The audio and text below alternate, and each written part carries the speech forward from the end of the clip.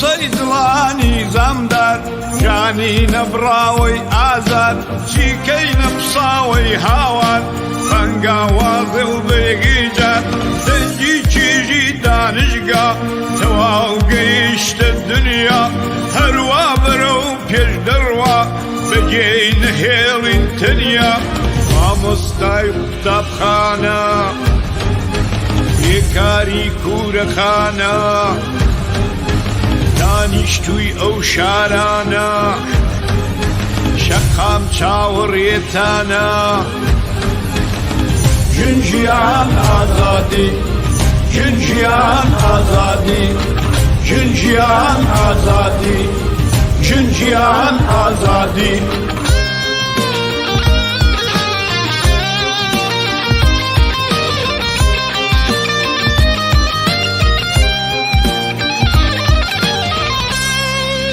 لە بازار دەرک و دەران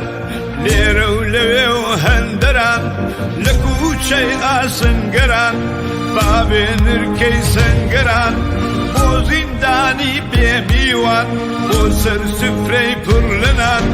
بۆ ژینی گەشت بۆ هەمووان دەنگمان هەڵبڕین گشتمان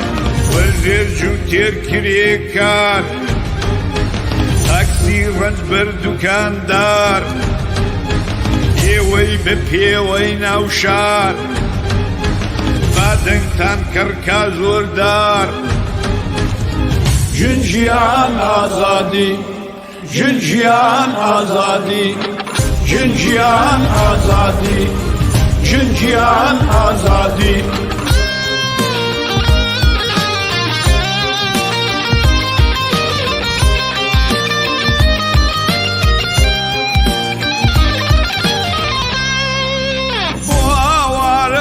بەدەر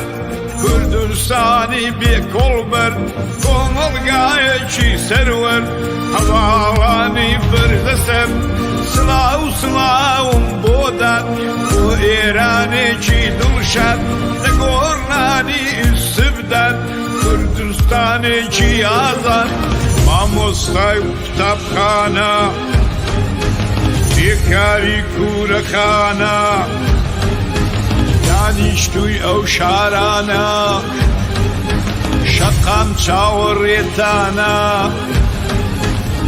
ژنجیان ئازادی ژنجیان ئازادی ژنجیان ئازادی ژنجیان ئازادی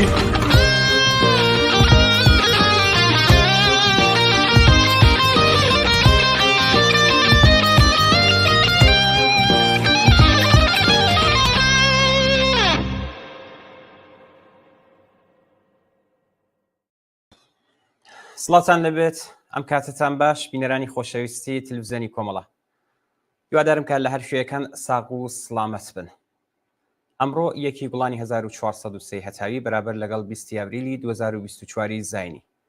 با بەرنامەی ڕاستەوخۆ لە تلڤیزیۆنی کۆمەڵەوە هاتوومەتە خزمەتان تەوەری باسی ئەم شۆمان لەسەر بارودۆخی نوێی ناوچەکە و ڕەوتی ڕووداوەکانەکە هەڵی دەسەنگێنی ئاگادارن ئێستا ئیتر دوای چەند کاتژمێر زیاتر نەکۆڵیکردن و ناڕۆنی و یاریە میدیاکانی هەردوو لا سەرنجام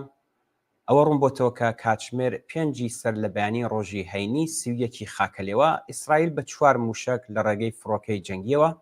دانی کەم بنکەیەکی ئاسمانی لە نزیک شاری ئیسفەهان کردوتە ئاماج ڕوبەڕووبوونەوەی چەند ڕۆژی ڕابردووی نێوان دەوڵەتی ڕەگەزپەرست و جەنایەتکاری ئیسرائیل و ڕژیمی کۆنەپەرست و دژە خەڵکی کۆماری ئیسلامی هەرچەندە هێشتا نەبووە بە شەڕێکی بەتاوامانە بەڵام مەترسی تەشەنەسەندنی شەڕ بۆ تەواوی ناوچەکە هەروە لە ئارادەیە ئەگەری ڕوودانی شەڕێکی لەو شێوەیە دەتوانێت ببێتە ئامرازێک بۆ کۆماری ئیسلامی بۆ ئەوەی چەند ڕۆژێک تەمەنی خۆی درێژ بکاتەوە لەسەر دەسەڵاتەکەی ئازیزان ئێوە لەتوانن لەسەر تەوەری باسی ئەم شۆمان لە ڕێگەی ئەم ژمارە تەلەفۆنی کە لەسەر شاشەی تەلەڤیزیۆنەکەتاندا دەیبینن لە ڕێگەی واتساپەوە دەتوانن بیرروڕای خۆتان بنێرن وەگەر پرسیارێکیش بوو بینێرن بۆمانێمەش لەگەڵ میوانانی بەرنامەمان حتمما دەیخێنە بەر باس و لێکۆڵینەوە سەرەتا ئێستا کاگ ڕەحمان محەممەدی کادری دێرینی کۆمەڵە و ئەندامی حیزبی کۆمۆنیستی ئێرانمان لەگەڵدا دەبێت هاوڕە ڕەحمان ئەم کاتت باش زۆر سپاس بۆ ئەوەی کە بەشداری بەرنامەی ڕاستەوخۆی ئەم شەوی تلویزیۆنی کۆمەڵە بووی.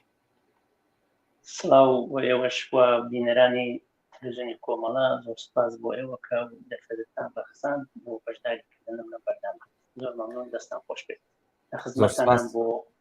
وەڵامدانەوەی پرسیارهایە کە ئاراستەی مناچێت. زۆر زۆر سپاس، بەخێر بێت هاوڕێ ڕەحمان. هاوڕێ ڕەحمان، هەر وەک لە سەرەتادا باسم کرد، دیارە خۆشتان ئاگادارن و داواکان حتمەن دنبال دەکەن. ئێستا قاعدەی شەڕەکە گۆڕاوە و ئێران دەستی کردوێتەوە، ئاگادارن کە نزیک بە 300 موشک و پاهبادی ڕەوانەی ئیسرائیل کرد. بەڕای ئێوە وەزعەکە چۆنە؟ ئێوە چۆنی دەبینن؟ ئەسڵەن پێتان وایە شەڕەکە پەرە دەستێنێت، کەمتر دەبێت یا تایبەتی تر دەبێت؟ ئەم شەڕی کە ئێستا بەتایبەت لە بینی ئێران و ئیسرائیلە دەستی پێ کردووە، کولەن زمینەیەکی قەدیمی هەیە کە ئێمە ناتوانین هەر لەسەر بنچینەی ئەم ڕووداوانەی کەم چەند ڕۆژە ڕوویداوە بەڕاستی قسەی لەسەر بکەین. هەر لە بدایەتی هاتنە سەرکاری جمهوری ئیسلامی و شعارهایی کە جمهوری ئیسلامی بەرعەلەی دەوڵەتی ئیسرائیل دان، ئەم کێشەیە هەر لە وەختەوە دروست بووە و هەردوو لا هەوڵیان داوە کە لایەک بۆ زەربەلێدان و لایەکیش بۆ ئەوەی کە بتوانێت دفاع لە مۆجودێتی خۆی بکە، هەوڵی داوە کە ئەوەی لەتوانایە بەرەمە بە یەکتر سازمانی بدەن و یا دروستی بکەن لە هێز و توانای سیاسی، ئابووری و نەزانی. ئەوەندەی کە ئەگەڕێتەوە بۆ ئیسرائیل هەر لە بدایەتی دروستبوونیەوە لە 1948ەوە کە دروست بوو، توش شەڕێکی گەورە لەگەڵ وڵاتانی عەرەبی دەوروبەری خۆی بوو و هەر بەپێی ئەوە هەوڵی داوە کە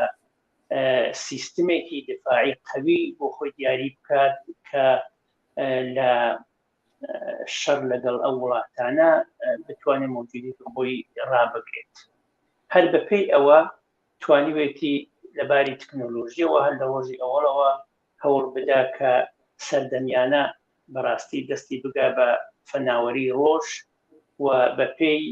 پێشچوونی تەکنۆلۆژی و ڕۆشتی سیستمهای نظامی لە دنیاە هەوڵی داوە بە یارمەتیدانی بەڕاستی دەوڵەتایەکی وەکو ئەمریکا و ئینگلیس بە تایبەتی ئەم سیستمە پێشکەوتووە دفاعیانە بۆ خۆی دابین بکە. دەرنەتیجە ئەو وڵاتانە وڵاتێکی وەکو ئیسرائیل توانیوێتی بۆ نەوعی کە ئێمە ئین بۆی بینین لەو بارەوە گەشەپەیان بکە.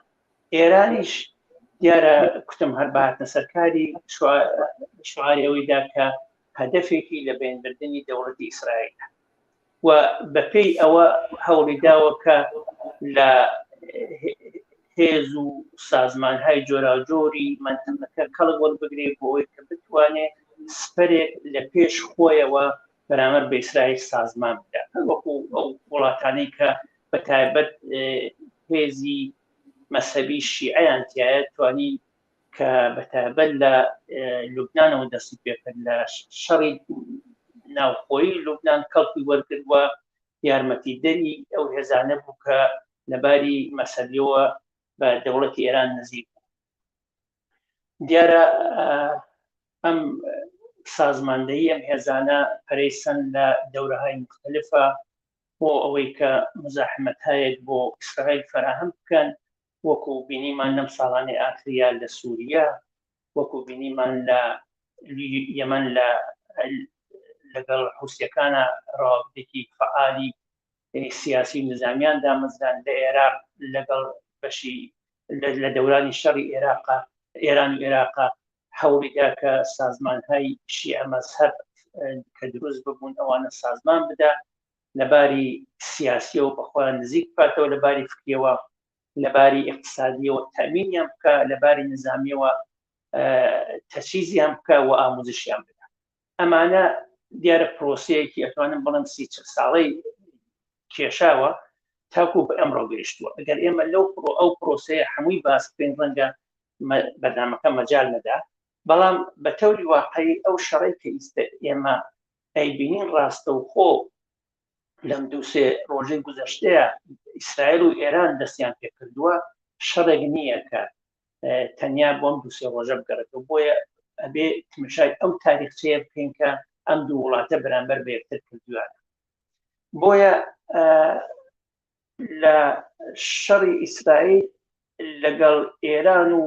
ئەو سازمانە شیعە تەجیزکراوانەی کە لە مەنتەقەکەیە بوون بە عنوانی هێزی نیابەتی ناسراون لە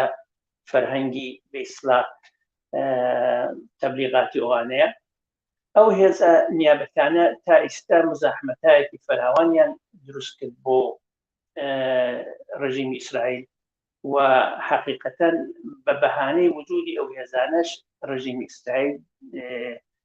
دەستی نەپاراستووە لە سەرکوتکردنی خەڵکی فلستین بەعام دیارە ئەوە لە دەورانهایەکی مختلفە هەموو فلستینی گرتبەوە و ئێستا بەتایبەت شەڕی غەزە کە ئەوێتە شەڕی حەماس و جیهادی ئیسلامی لەگەڵ ڕژیمی ئیسرائیل ئەو بەهانەی دیسان لە شەش مانگی ڕابردووادا دەست ئیسرائیل کە ئەو سیاسەتی خۆی دیسان بە ئەو پەڕی وەحشیگەری و ئەو پەڕی تند و تیژی بەرامبەر بەو ملەتە بێدەسەڵاتە و حەسر کراوە لە مەحدودەیەکی جۆغرافیایی تەما ئەو سیاسەتە ئەعمال بکات و تا ئێستا بەداخەوە زیاتر لە باڵای چەند هەزار نەفەر کوژرا و ڕەنگە نزیک 100,000 نەفەر بریندار و نوێسەر و شوێنی لێکەوت بێتەوە بۆیە جمهوری ئیسلامی بەهۆی ئەوەی کە لەلایەک تحتی فشار بوو لە ناو خۆیەوە و لەلایەن ئەو هێزە نیابەتیانەوە کە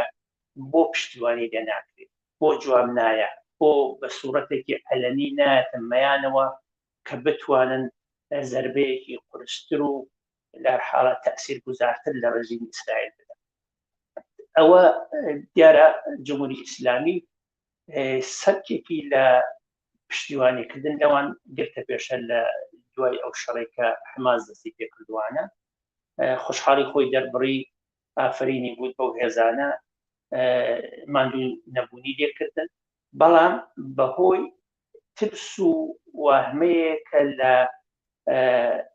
هاتنە مەیدانی هێزەکانی ئەمریکا بە تایبەتی بۆ مەنتەقەی خەلیج و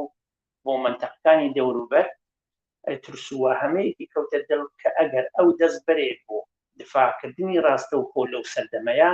ڕەنگە بکەوێتە بەر گورزێکی سەربازی کوشەندە و مەوجودیەتی جمهوری ئیسلامی بکەوێتە خەتەر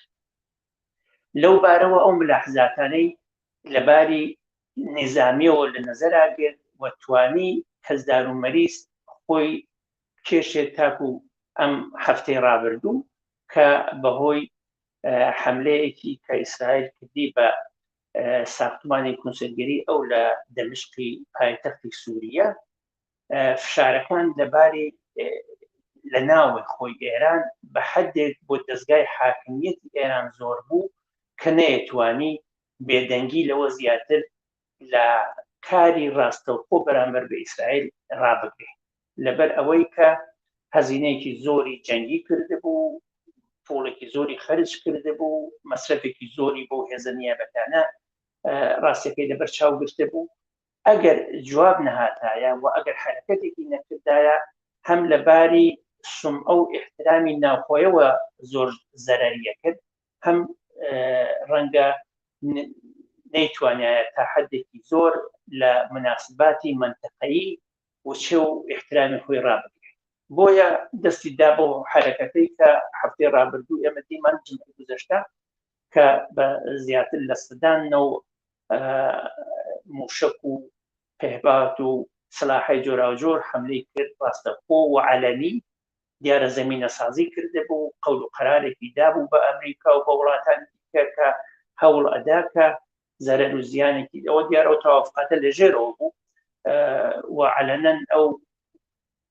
تەوهیدا و بە ئەمریکا کە کارەکانی زۆرتر بۆ جوابدانەوە بە فشارهایەکە کە لەناوە هەیەی بەرامبەر بەخۆی هەروەکو لە گوزەشتەشە ئەو تەوافقاتی لەگەڵ ئەمریکا کردن و بە دوای کوشتنی قاسمی سولەیمانیەوە بۆیە ئەو حرەکەتەکە کرا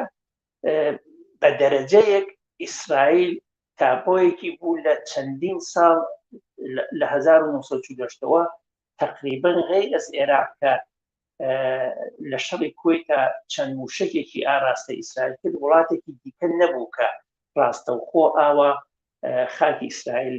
بخاتە ژێر خەتەر و بۆمباران و موشکباران ئەوانە بۆیە ئەمە لە باری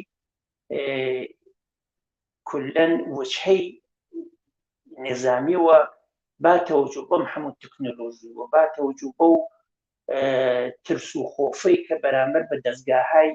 ئەمنی ئیسرائیل بوو شتێک بوو کە بەڕاستی نامۆ بوو و بە دەرەجەیەک ئیسرائیلی خستە ناو مۆزەیەکەوە کە ئەبێ جوای بداتەوە کە هەوڵ بدا وڵاتانی دەوروبەر دیسان چاوی تەمەعی تێ نەبڕن کە پێیان وابێ کارێکی ئاسانە و هەر زەمان کە ئەوان پێیان خۆش بوو دەست بەرن بۆ حرەکەتێکی لەو نەوع ئەو سەروەری و بە ئیسلاحی خۆیان خاک و مانەوەی دەوڵەتی ئیسرائیل بخەنە ژێر خەتەرەوە هەر بۆیە بۆ جوابدانەوە بەم مەسئلەیە دەوڵەتی ئیسرائیل بەکاو خۆ و بە تەوافقاتێکە لەگەڵ ئەمریکایە بووی هەوڵیدا کە ئەبێ ئەو وچەی کە خەدشەدار بووە بە نەوعی بیگیرێتەوە بۆ ئەوە بوو کە لە چەند شەوی ڕابردووە یەکشەمبە چەند تارێکی بە قسەی خەبەرگوزاریەکان و ئەو کەسانەی کە بێسلاح تەحلیلی ئەم وەزعاتن تاری F-35 هەستاند و لە خارج لە خاکی ئێرانەوە چەند موشکێکیان ئاراستەی حەساسترین پایگا و بنکەکانی هەستەیی و هەوافەزای ئێران لە منتەقەی ئیسفەهان کرد ئەمە چەند هەدەفێکی بوو ڕەنگە هەدەفیان ئەوە نەبێت کە زەربەیەکی زۆر کوشەندە و سیر و ئەجایب لە ئێران بدەن و بە ئێران نیشاندا کە ئێمە هەر زەمان و هەر کاتێک بمانەوێت زەربەیەک لە ئێوە بدەین با ئیسفادە لە تکنۆلۆژی پێشکەوت و کە لە بەردەستمانایە ئێمە ئەو کارەمان لەدەست دێ و ئەتوانین ئەنجامی بدەین دەرنەتیجە بۆ پێشگیری لە حرەکەتێکی تکراری لەلایەن ئێرانەوە ئەو کارەیان کرد و نیشانیاندا کە ئەمان یەک لەباری زانیاری ئەسکەری و نظامی وانە زۆر زانیاری وردیان هەیە لە وەزعی ئێران زۆر زانیاری وردیان هەیە لە ئارایشی سیستمی پەدافەندی ئەوان و زۆر زانیاری وردیان هەیە لەسەر تواناهای بە ئیستلاح ئێحباتی و فڕۆکەخانەی ئەو منتەقە بۆیە ئەو کاریان کرد ئەویش بە خاتری ئەو تەوافقاتی بوو کە لەگەڵ ئەمریکایە بوویان کە هەوڵ بدەن ئەم شەڕە پەرە نەسەنێ لە منتەقەکەیان لەبەر چەند هۆیەک بۆ خۆتە نەزانن کە لە دەوڵەت لە ئەمریکا ساڵی انتخاباتە و ئەحزابی دەخلی لەو انتخاباتە هەوڵەدەن امتیازاتێک بۆ خۆیان کەسب بکەن و هەوڵ بدەن کە ئارامشێکی نسبی لە منتەقەی خاوەرمیانە بەدەست بێنن کە تەئسیری نەبێ لەسەر بازارهای نەوتی و تجارەتی عمومی لە منتەقەکەیە هەر بەپێی ئەوە هەوڵیان داوە کە امتیازاتێکی دیکە بدەن بە ئیسرائیل کە ئێستا ئەو کارێک کە لە بەرنامە و لە فکری نظامی ئیسرائیلایە ئەو بەرنامە و هێنان ئیجرا نەکەن ئەو بەرنامە نظامی خوان ئیجرا نەکەن و هەوڵ بدەن بە تەوافقاتی لەگەڵ ئەمریکا امتیازاتێک وەکو ئەوەی کە ڕژیمی ئێران لە ناو سازمانهای بینالمللی محکوم بکەن بە هەوڵ بدەن بە ڕژیمێکی دەست درێژکار بۆ سەرخاکی ئیسرائیل بناسن هەوڵ بدەن کە سپای پاسداران وەکو سپایەکی تۆریست معرفی بکەن و هەوڵ بدەن ئەو بودجە نظامی کە ئیسرائیل احتیاجی هەیە لە ئەمریکای کەسب بکەن چونکە ئەوە نەقدەگیری خواردبوو لە بین اختلافاتی حزبی لە ناو ئەمریکایە هەر بۆیە بەو دەلایلە ئیسرائیل بەو حرەکەتە وای نیشاندا بە دنیا و بە ئێران بە تایبەتی کە ئەگەر لەوە زیاتر بەرامبەر بە ئێمە کارێ بکەین ئێمە ئەتوانین زەربەیەکی قورسترتان لێ بدەین و ئەتوانین حرەکەتێ بکەین کە لە ناوچوونتان حتمی. ئەوە لەلایەکی دیکەش ئەو هشداریەکە بەو ئەحزابە شیعانەی کە بە ئیسلا لەلایەن ئێران و تەغزیە بەو معنایە کە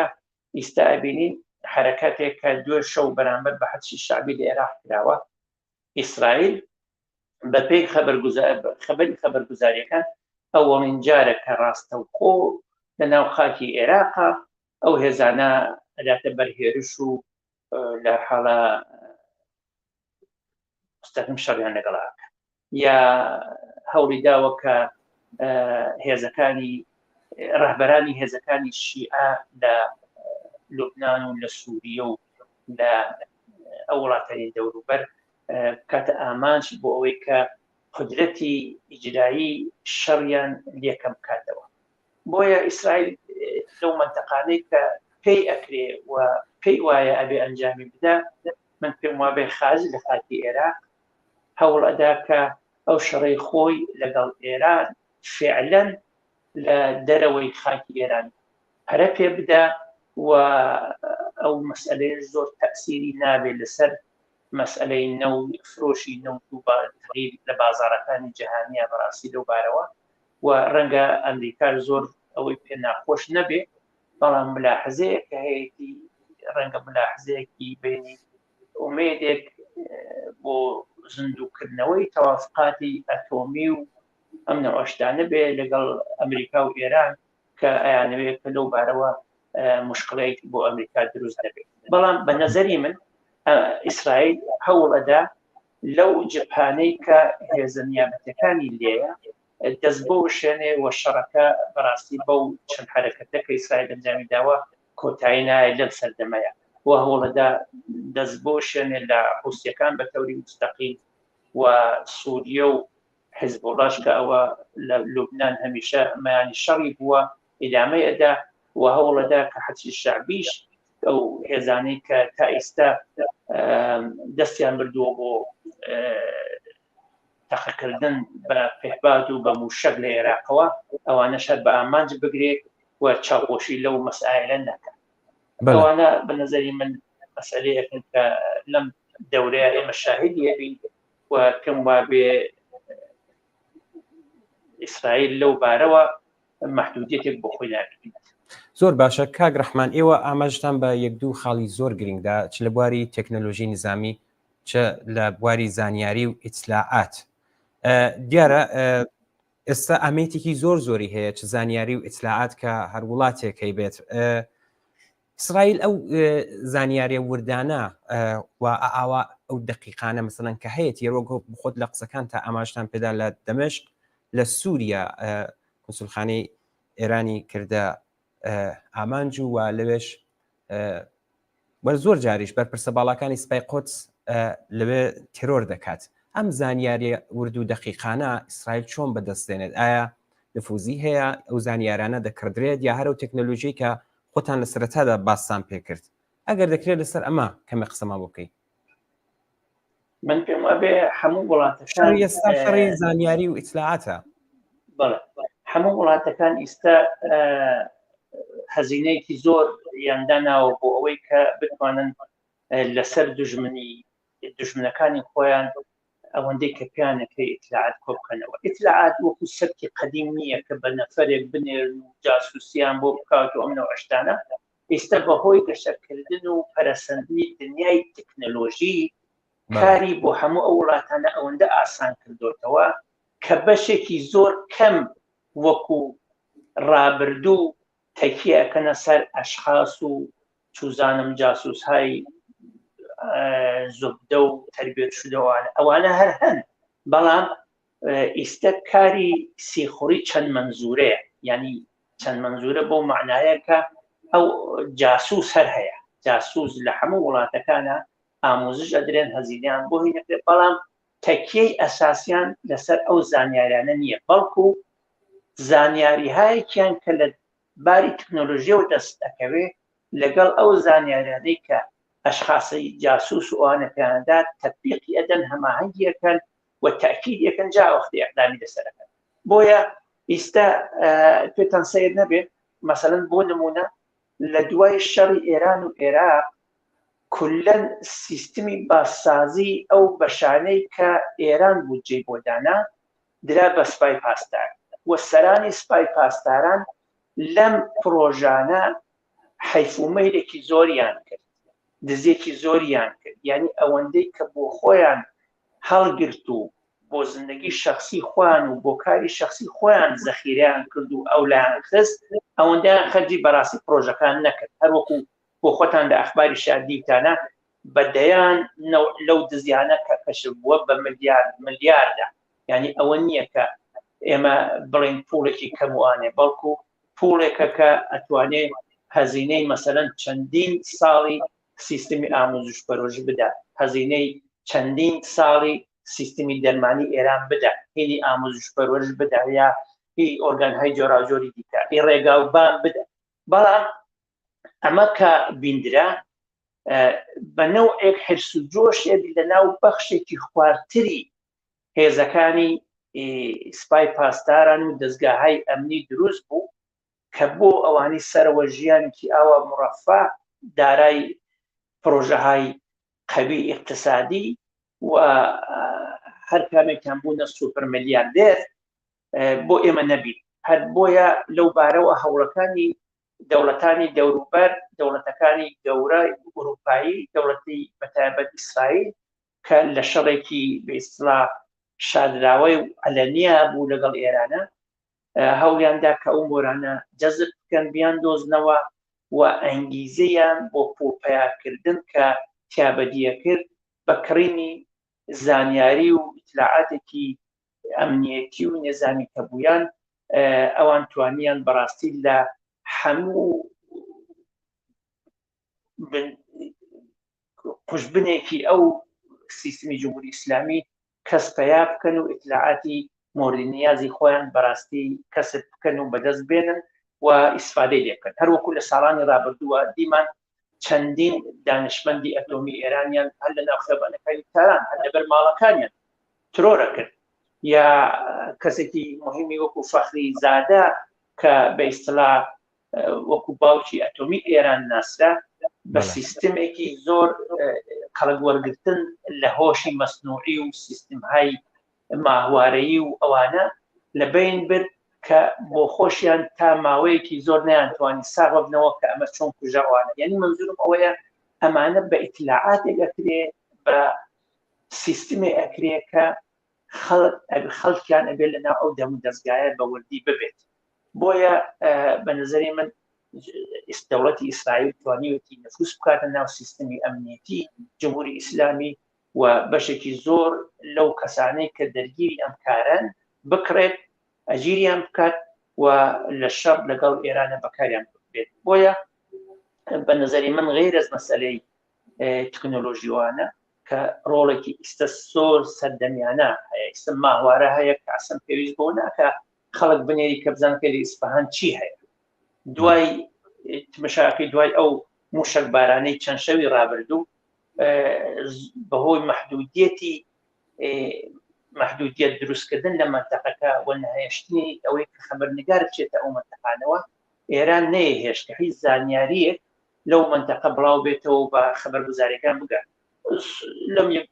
یەک دو ساعتی ڕابردووە من تمشام ماهوارە نیشانیدا کە سیستمی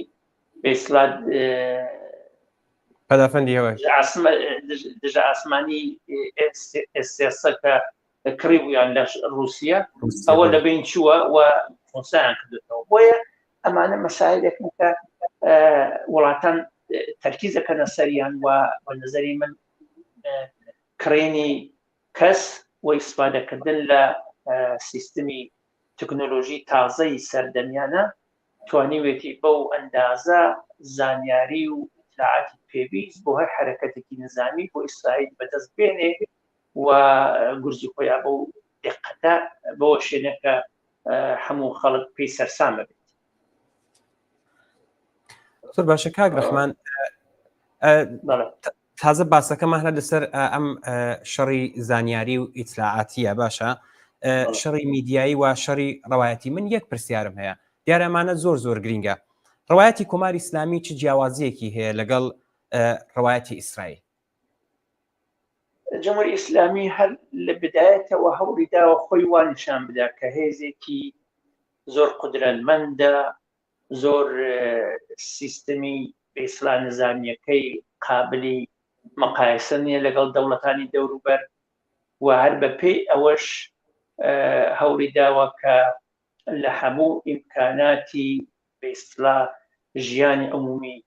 لێ بدا بۆ ئەوەی کە ئەو بەشە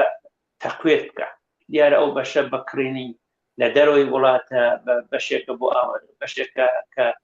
لەو بەشەیە ئامۆزشی دانشمەندانی جۆراوجۆر و لە دانشگاه‌های تایبەتیە بۆ خۆیان توانیوانە تا دەرەجەیەکی زۆر مۆفەق بن. ئەوە ئینکار ناپەزیرە، بەڵام ئەو میزانی ئەو شێوەی تەولیداتی کە ئەوان کردوانە بەو نەوعە نییە کە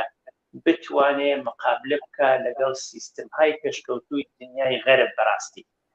بۆیە ئەو هەمیشە خۆی وانیشانداوە کە شان لە شانی ئەو وڵاتانە ئەدا لەبارەی تەکنۆلۆژیەوە و بە نەوعێکیش بە نەفعی بووە، بە تایبەت لەوەی کە یارمەتیدەری رووسیە بوو لە شەڕی ئوکراین بە ناردنی پێهاتەکان و موشەکەکانی. هەوڵی داوە وانیشان بدا کە دیوارەیەکی دفاعی قەوی هەیە و ئەو دیوارە دفاعیە نەیتوانیوە کە وڵاتان بە چاوی تەماع چاوی لێ بکەن و زەربەی لێ بدەن. ئەوە بەشێکی بووە بۆ دەرەوە، بۆ ناویشەوە بە نەوعێ دروستکردنی ترس و خۆف لە ناو خەڵکا کە هێزێکی ئاوا قەوی دەستبردن بۆی بڤەیە و ناکرێ و ئیمکانی نییە و ئەوانە. بەڵام بەڕاستی غافڵگیریە کە لە جنبشی ژنجیان ئازادیە تووشیان بوو ئەوەی بە خەڵک سەلمان کە ئەگەر یەکگرتوو بن و ئەگەر وەکو یەک بەشدار بن لە حرەکەت‌های ئەعترازیە، ئەوە ئەتوانێت وەکو سیستمێکی پوشاڵی عمل بکات و لەبین بچێت، چونکە تا خۆیان گرتەوە ئەوان ئەو جنبشە توانی زۆر قەدەم ببڕێت و زۆر بێتە پێشەوە و زۆر دەستکەوتی بە دنیا ناسا. بۆیە بە نەزەری من ئەمە ئێران بۆیە بەشێکی بۆ دەرەوەی بەشێکی بۆ ناوە ئەو نەوعە تێڕوانێنەی خۆی. بەڵام ئیسرائیل ئیستا کە شەڕەکەی ڕاستەوخۆەکە تێڕوانینەکەی ئاوایە کە ئەگەر حەملە نەکا و دەست پێشخەری نەکا، ئەوە ئەو وڵاتانە ممکنە یەک بگرن و موجودەکەی بکرێتە خەتەر. بۆیە بە نەزەری من ئەو حرەکەتانی کە ئیسرائیل بەرامبەر بە ئێران ئێستا ڕاستەوخۆی ئەیکا بۆ ئەوەیە کە بە ئیسلاحی فارسیڵەن زاری چشمێکی لێگرتی بێت و جارێکتر نەتوانێت ئەو کارە بکات. بۆیە لەو بارەوە من پێم وایە سیستمی دفاعی و تەهاجمی ئیسرائیل جۆرێکە کە ئێران ناتوانێت مقابلی لەگەڵا بکە و لەم یەک دوو حرەکەتەشە ئێمە دیمان کە بەڕاستی قەولیاندا بوو بە خەڵکی خۆیان لە دەستگاه‌های میدیای خۆیان بڵاویان کردەوە کە ئەگەر ئیسرائیل جوابمان بداتەوە ئێمە لە عەرزی چەند سانیەیە ئەتوانین جوابدارەوەیان بینوانە. بەڵام بەو حرەکەتە نیشانیاندا کە نا ئەو حساباتە وا نابێت و بۆیان ناکرێت و دەرنەتیجە توش سەرەفکەندێکی زیاتر بوون لەناو خۆیانە بەڕاستی لەناو خەڵکە، هەروەکو لە میدیاکانە دیمان خەڵک مەسخەرەیان کردن، خەڵک ئێعترازیان کرد کە ئەو هەموو بوجا لەم چەند ساڵەیە مەسرەف بوو بۆ ئەم نەوعە کارانە هیچتان پێ نەکراوە لە مەقابل دووسێ موشەکە ئێوە نەتانتوانی هیچ نەو بەرگری کاریەک لە خۆتان نیشان بدەن. بۆیە بە نەزەری من ئەو حرەکاتی کە ئێران کردی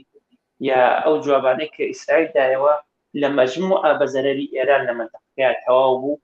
و من پێم وا بێ هەروە بە ئاسانی ناتوانێت درێژەدەری شەڕی خۆی بێ لەگەڵ ئیسرائیل. زۆر باشە هاوڕێ ڕەحمان، دیارە خۆتان زۆر بە وردی باستان لە سەردەمی تەکنۆلۆژی ئێستا کرد و چلبواری زانیاری چلبواری ئیتلاعاتەکەیدا. بەڕێستان لە بواری زانیاری و ئیتلاعات لە شۆڕش و لە کۆمەڵە کارتان کردووە. بە باوەڕی ئێوە وەزعیەتی ئێستای بڵێن حیزبەکانی ڕۆژهەڵات، حیزبە سیاسیەکانی ڕۆژهەڵاتی کوردستان چۆنە لەم بوارەداوە دەبێت چەندە بایخ بدەن بەم ئیتلاعاتە و بە دژی ئیتلاعاتەکەی؟ ئەگەر هێزە کوردیەکان مەبەست هێزەکانی ڕۆژهەڵات بێ بەڕاستی ئەوان بۆ خۆیان ئێستا بەهۆی وەزعی بەداخە وەزعی ناوچەکە دەرگیری مەجموعەیەک مەسایلن کە پێشتر پێشبینی وای لێ ناکرا و وەزعەکەوا بێتە پێشێ. بۆیە من پێم وابێ هەموو حیزبەکان هەر لە بێدایەتەوە ئۆرگانهای ئەمنیەتیان هەبووە، بەڵام دەنگتان نایە بۆ ئێمە کاک ڕەحمان؟ دووە بوویان فەرموو سەردەنە ئەو سیستم و شێوەکاری کە لە ڕابردووە بوویان بەڕاستی جواب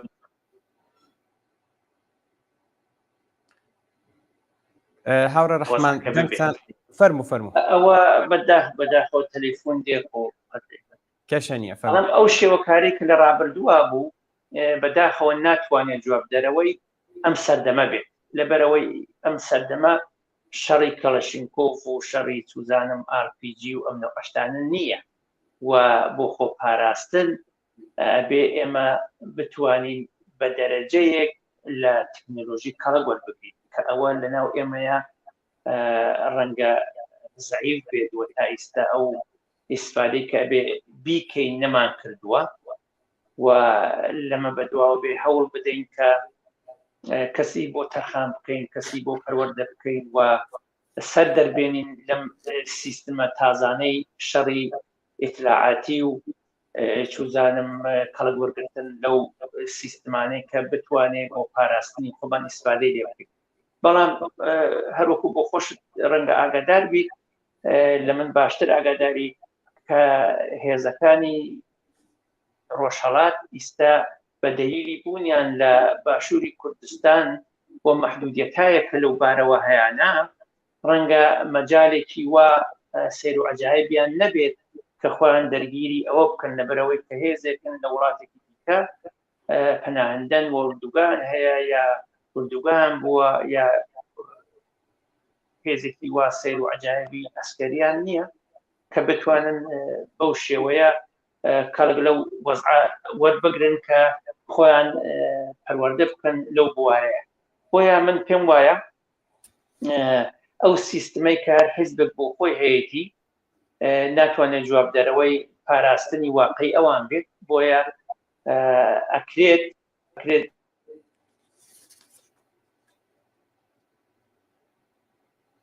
فێر بین لە دنیای دەرەوە شت بخوێنینەوە ئینتقالی بدەین بۆ ئۆرگانێک کە بتوانێت کەرەسەی بۆ ئامادە بکە بۆ داهاتوو ئەگەر ئیستەش ئێمە بەکاری ناهێنین بۆ داهاتوو لەو کەرەسانە کەڵک وەربگرین و بتوانین لە ڕۆژی خۆیان کە پێویست دەکا شانبەشانی کۆمەڵانی خەڵک لە ناوە ئەگەر حرەکەتێکی نظامی دەستی پێکرد لەو تەکنۆلۆژیانە ئیسفادە بکەین و بە نەوعی کەڵکیان لێوەربگرین کە بتوانین ئەو پەڕی ئیسفادەیان هەبێ بۆ خۆپاراستن و بۆ جوابدانەوە بە سیستمای ئیتلاعاتی و جاسوسی ڕژیمی ئێرە. زۆر باشە هاورە ڕەحمان، یەک دانە پرسیارمان لە شاری سەقز بواتوە. محەممەد لە شاری سەقز وێڕای ئاندوونەبوونی و دەستخۆشی لە بەرنمەکە و سلااو ڕێز بۆ میانی بەڕێستان سێتی ئەم شەڕە کە ئێستا لە ئارادای لە بینی ئیسرائیل و ئێراندا بۆ کوردستان و بەتایبەت ڕۆژهەڵات وەزعەکە چۆن دەبێت و حیزبە سیاسیەکانی کوردستان چی بکەن باشە؟ بە نظری من حیزبەکان ئەبێ هەوڵ بدەن لە ناوە فشار بێنن خەڵک تەشویق بکەن فشار بێنن کە ئەم شەڕ ماڵوێرانکەرە کولدەن نەمێنێت چ لە دەرەوە چ لە ناوە ئەوەندەی کە بکرێ خەڵک بەشدار بن، خەڵک بە دژی ئەو شەڕە هەستن و هەوڵ بدەن کە ئەو ئیمکاناتەی کە وڵاتان بۆ کوشتن و لە بینبردن و ماڵکاوێلی کاولکردنی خەڵک ئیسفادەی لێ یەکەن خەرجی ژیانێکی شەرافەتمەندانە و عادڵانە بۆ خەڵکی بکەن. بۆیە ئەوە یەکێکە کە بە نظری یەک خاڵێکە کە من پێم بە حیزبەکانە بێت لە قسەکانی خۆیان یان لە دەستگای ڕاگەاندنی خۆیان تاکێ بکەنە سەری و هەوڵ بدەن کە بەو نەوعە خەڵک تەشویق بکەن کە دژ بە شەڕ ڕۆحیە دژ بە شەڕ ڕابگرن و اعتراضاتی خۆیان دژ بە شەڕ هەلەنیتر و جەماوەریتر بکەن و لەو بارەوە خەڵک تەشویق بکرێن. لەلایەکی دیکەشەوە ئەوەیە کە ئەو شەڕە شەڕ لە هەر وڵاتێک ڕووی لە هەر وڵاتێک کرد تەنیا تەبەقەیە کە زەرەری تیاکە یعنی خەڵکی عام ئەوە نییە، چونکە ئەوەی کە دەستوری شەڕەکات کە ئەدا شوێنەکەی ئەمنە، ئەوەی کە دەستوری شەڕەکە ئەدا ئیمکاناتی شەڕەکەی بۆ ئامادەکە، بەڵام ئەوەی کە لەمانی شەڕە ئەکوژرێ سەرباز و کوڕی فەقیر و هەژاری ئەو مەملەکەتانەیە و لەلایەکی دیکەشەوە ئەو شارانە و ئەو گوندانەیە کە خەڵکی بێدەسەڵات تیای نیشتەجێن ئاوارە ئەبن، دوای ئاوارەگی برسێتی ماڵوێرانی لە بین چوون دەربەدەری ئەوانەی هەمووی بەدواوەیە، کوژرانی لێکترازانی بنەماڵەکانی بەدواوەیە. لەو بارانەوە هیوادارم کە ئاگری ئەو شەڕە کوردستان نەگرێتەوە و ڕوو لە وڵاتی ئێمە نەکا. بەڕاستی ئەو زەرارانەی هەیە، یعنی شەڕش کە هاتە هەر وڵاتێک بەڕاستی غێر از ماڵوێرانی بۆ خەڵک هیچی پێ بەدواوە نییە و من پێم وایە ئەگەر ئەم شەڕە زیاتر پەرە بستێنێ و پرشکی ئەو ئاورە بکوێتە ناو منتەقەی کوردستان، بە دڵنیاییەوە خەڵک زەرەرەکە و زەرەرمەند دەبێت و شیرازەی ژیانی عادی لەو منتەقەیە بەڕاستی هەمووی لەبێنەچێت. زۆر باشە کاک ڕەحمان، یەک پرسیاری دیکەشمان بۆ هاتووە لە شاری بۆکانەوە، باسی لە دەورونەخشی ژنان کردووە، تایبەتەن لەگەڵ دەستپێکی ئەم شەڕ و تێکەڵچوونەی ئێران و ئیسرائیل خۆتان ئاگادارن هەر ئەو ڕۆژە دیارە گەشتی ڕشادی هێناوە سەر شقامەکان و زۆر بە تونوتیژیەوە حیجابی ئیجباری هێناوە، زۆر فشارێکی زۆر لەسەر ژنانە. ئەم بنیێرشمان لە شاری بۆکان خۆی نەناساند و پرسیارەکەی ئەوەیە، دەڵێ ژنان بوونەتە هێزی سەرەکی لە دژی کۆماری ئیسلامی، سەرکوتی ژنان ئاسان نییە بۆ ڕەژیم، شەڕی ژنان و کۆماری ئیسلامی چی لێ دێت بەبڕایەوە؟ من پێم وابێ شەڕی ژنان و کۆماری ئیسلامی نییە، بەڵکو شەڕی ژیانی پێشکەوتوو و پێشکەوتو خوازیە لەگەڵ جمهوری ئیسلامی. بەداخەوە بە دوای پەرەسەندنی ئەم شەڕە جمهوری ئیسلامی کەڵکی وەرگرت لەبەرەوەی چاوی پەیامنێران و دنیای میدیای لەسەر ئەم شەڕەیە کە لەگەڵ ئیسرائیل و ئەمانە دەستی پێکرد، میزانی سەرکوتکردن و تعرض بە مافەکانی ئیبتیدایی ژیانی نیوەی کۆمە کە ژنان بن دەستی پێ کردووە و ئێمە بەداخەوە ئەبینین کە لەم یەک دوو هەفتەی ڕابردووە زەخت و زۆرەکەی بە حەدێگەیاندووە کە هەوڵ ئەدا کە ئەو دەستکەوتانەی کە لە جنبشی ژن ژیان ئازادی کۆمەڵانی خەڵک و بەدایبەت ژنان بەدەستیان هێناوە تا حەدێکی زۆر دام و دەستگای سەرکوتکەری ڕژیمیان پاشەکشێک پێکردە بوو، هەوڵەدا کە ئەو دەستکەوتانە لیان بستێنێتەوە و ئەو میزان ئازادی کە بە یانە دەستدانی نزیکەی 600 نەفەر و برینداربوونی چەند سەد نەفەر و گرتنی بەدەیان 1000 نەفەر بەدەستیان نابوو، ئەو دەستکەوتانە لەو جنبشی ژنان بستێنێتەوە و دڵخۆشیەکەشی ئەوەیە کە فکوسی ئەو خەبەرگوزاری و دنیای دەرەوە لەسەر ئەم شەڕی غەزە و ئیسرائیل و ئێران و ناوچەکەیە و هەر بە خیاڵێکی زۆر ڕاحەتەوە توانیوێتی بەداخەوە ئەو زەخت و زۆرانەی کە لە 2 ساڵی ڕابردووە ئێمە دیمان لەلایەندام و لەلایەن سازمانهای حقوقی بەشەری و سازمانهای بینالمللی لەسەر ئێران بوو، ئەو فشارە ئیستا بەداخەوە کەم بۆتەوە بەهۆی ئەو شەڕێکی ئێستا لە جەریانە هەیە. بۆیە بە دڵنیاییەوە ئاڵێم سەرکەوتووی نەهایی ئەو جەبهەیەش هەر کۆمەڵانی خەڵک و ژنانی متەرەقی ناو جامعەکان و دیارە ڕێگایەکی سەختە، ڕێگایەکی پڕ لە زەحمەتە، بەڵام ئەوەندەی کە ئێمە خۆم دیومانە ژنان پاشەخشیان نەکردو، بەڵکو هەر بەرەو پێشەوە چوون، هەرچەند ئەو زەخت و زۆرە ڕۆژانە زیاکە بێحورمەتیکردن بە ژنان بە عەلەنی لەلایەن دام و دەستگای سەرکوتکەری ڕژیمەوە زیاکە، بەڵام پێویست بەوەکە کە کۆمەڵانی خەڵک بەتایبەت گەنجان و پیاوانی ناوجامعەکە هەروەکو چۆن 2 ساڵی ڕابردوو نیشانیاندا کە پشتیوانێکی واقعی ئەو جنبشە بوون، هەوڵ بدەن کە بەشدار بن لە بەرگریکردن لە ژنانی ئازادیخوازی وڵات و هەوڵ بدەن کە بە بەشداریکردنی خۆیان ئەو زەخت و زۆرەی کە بەسەر ژنانەوە هەیە ئێستا کەمی بکەنەوە و نەهێڵن کە خیابانەکان و مەیدانەکانی ناو شارەکان بێتە مەیدانی ڕەنبازێنی هێزە سەرکوتکەرەکان و دەم و دەستگای ئیتلاعاتی ڕژیم بەرامبەر بە ژنان. ئەگەر ئەوە نەکرێت بە نەزەری من ممکنە ژنان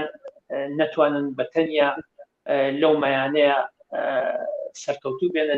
دەرەوە و تەلەفاتێکی زیاتر ممکنە بدەن، ممکنە زیندانەکان دیسان پڕ بێتەوە لە ژنانی ئازادیخواز و ژنانێکە تا ئێستا توانیویانە ئەو دروشمی ژنجیان ئازادی زیندوو ڕابگرن. و ئەگەر جوانان بەتایبەت تەیفی دانیشتجوو، مەدرسەیەکان و کاسبکارەکان یارمەتی دەریان نەبن، قورسایی ئەو سەخت و زۆرە بە تەنیا بە ژنان هەڵناگیرێت، هەرچەند جێی دڵخۆشیە و جێی ئافرینە بۆ ئەو ژنانەی کە سەرڕای ئەو هەموو زەخت و زۆرە، بەڵام کۆڵیان نەداوە و بەرامبەر بە هەموو ئەو فشارانە توانیوانە مقاومەت بکەن، توانیویانە ئەو هەستی جوابدانەوە بە سیستمی سەرکوتکەری ڕژیمی جمهوری ئیسلامی هەروە زیندوو ڕابگرن. زۆر باشە هاوڕێ ڕەحمان، چون ئێمە بەرنامەکەمان ڕوو بە کۆتاییە، من پرسیارێکم نییە، خۆتان ئەگەر زانن ئاماژتان بە خاڵێک کە نەدابێت یا ئیشارەتان پێ نەکردبێت فەرمووت تکایە. من وەڵا شتێکی تایبەتیم نییە غەیرە زەوەی کە هیوادارم ئاگری شەڕ لێمان دوور بێت و ناتە ئەو مەنتەقە و تەلەفات و ماڵوێرانی بۆ خەڵکی کورد کەم بێت و هیوادارم کە ژنانی شۆڕژگێڕ و چاونە ترس لە مەیانەکانی خەبات بەرامبەر بە ڕژیمی جمهوری ئیسلامی هەروەکو جاران سەرکەوتوو و سەربڵند بێنە دەرێ. زۆریش سپاس بۆ ئێوە و ماندوو نەبن بۆ ئەوەی کە زەحمەتتان کێشا و ئەو فرجەتان بە مندا کە بتوانم ئەو قسانەتان عەرز بکەم. زۆر سپاس بۆ بەڕێستان هاوڕێ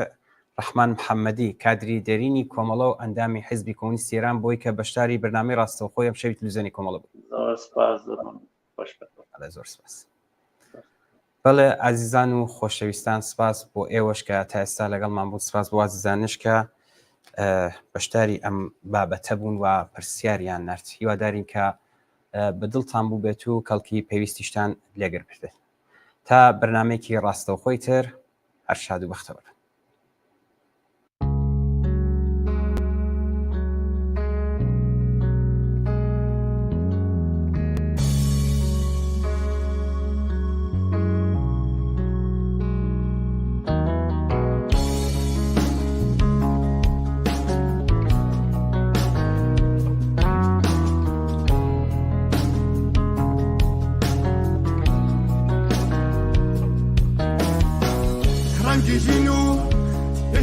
داد هەروەری ناچێ لە یادم ئەو دەمەی من بوو لە تێنان هەر هەوڵەدام بێکارێکم من لە ژێری حکمی ناداد هەروەری و بەشخۆران وادي موا دنهال برن برنوا شطام النار مشمينتين آبیامد زیمان پرکار برن شیشان و شکوی چلادکان ای هوریانی رنجی کران بنوا میدانی خلخان ای محبوب و یکسری دبین حیز و پشتیوان دنها برن ورنوا شقامتان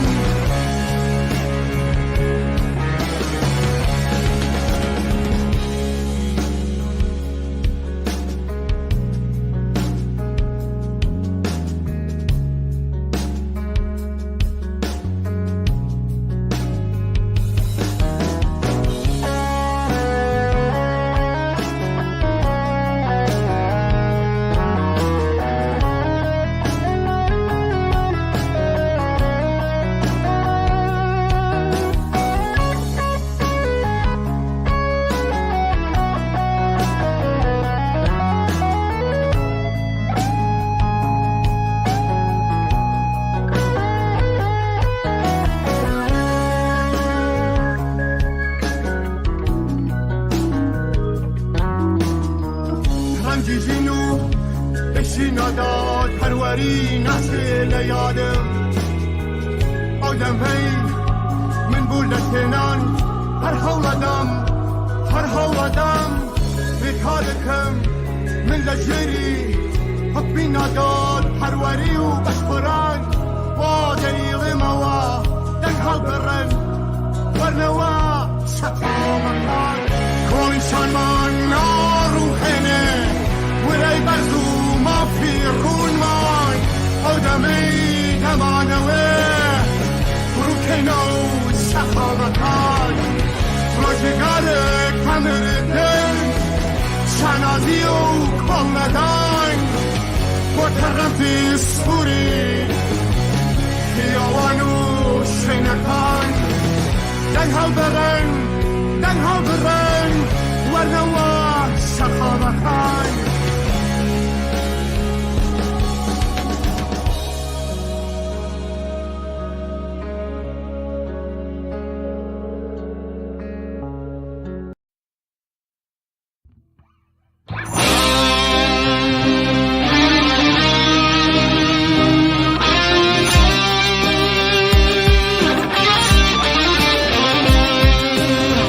صيدلاني زمدر جاني نبراوي آزاد شيكي نبصاوي هاوان فنقا واضي وبيجيجات سنجي تشيجي دانشقا تواو قيشت الدنيا هروا برو بيش دروا بجين هيلين تنيا مامستاي وطبخانا يكاري كورخانا دانیشتوی او شارانا شقام چاوریتانا جنجیان آزادی جنجیان آزادی جنجیان آزادی جنجیان آزادی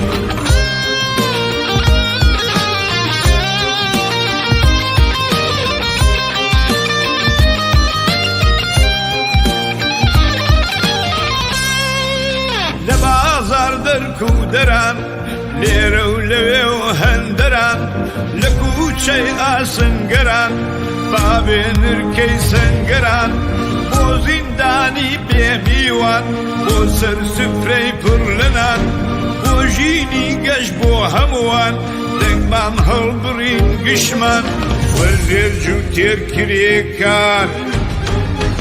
تاكسي رنج بردوكان دار پیوی به پیوی نوشار بادنگتان کرکا زوردار جنجیان آزادی جنجیان آزادی جنجیان آزادی جنجیان آزادی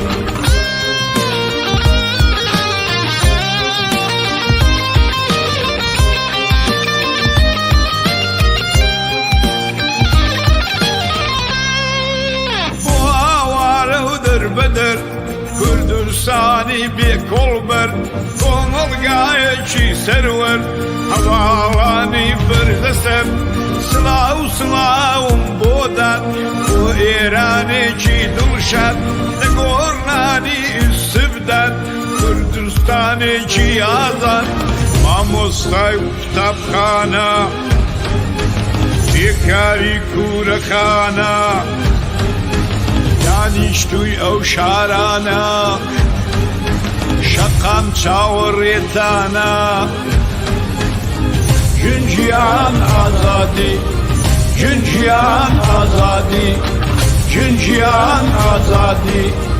ژنجیان ئازادی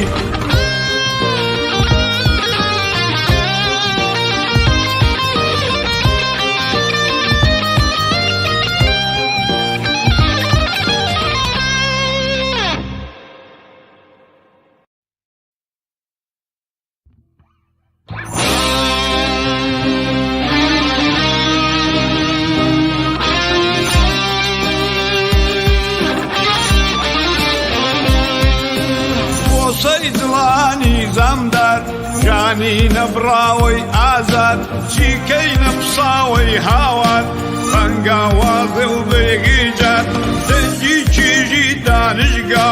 تەواو گەیشتە دنیا هەروە بەرە و پێش دەڕوا بەگێی نهێڵین تەنیا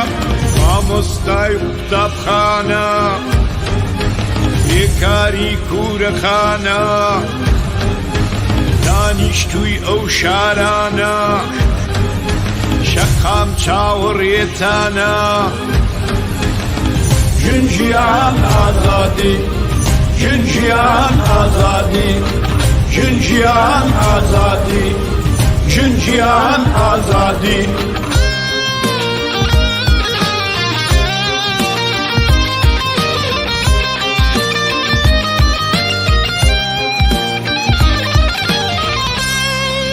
لە بازار دەرکودەران لێرە و لەوێ و هەندەران لە کوچەی ئاسنگەران بابێ نرکەی سەنگەران بۆ زیندانی بێمیوان بۆ سەر سفرەی پڕ لەنان بۆ ژینی گەشت بۆ هەمووان دەنگمان هەڵبڕین گشتمان وەرزێر و تێرکرێ کار تاکسی ڕەنجبەر دوکاندار پێوەی بە پێوەی ناوشار بادەنگتان کەڕکا زۆردار ژنجیان ئازادی ژنجیان ئازادی ژنجیان ئازادی ژنجیان ئازادی